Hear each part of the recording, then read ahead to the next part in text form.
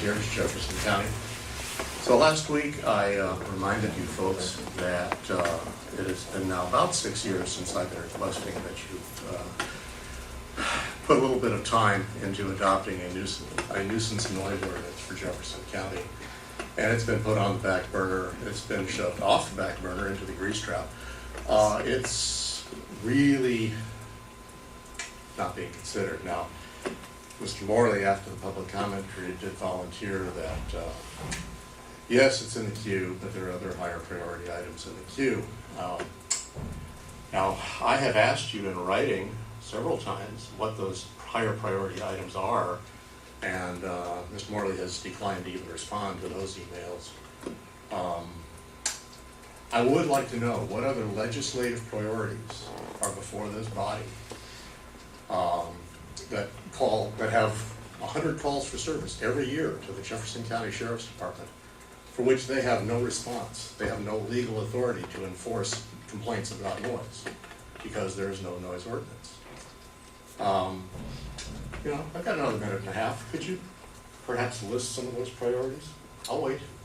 They're not all legislative, but for example, presently working on the budget, working on labor negotiations, working on interlocal agreements with the city of Port Townsend, working on a new interlocal agreement for Jeffcom, working on an IS long-range plan, number of things. And none of which require any of the time of these commissioners. Interesting.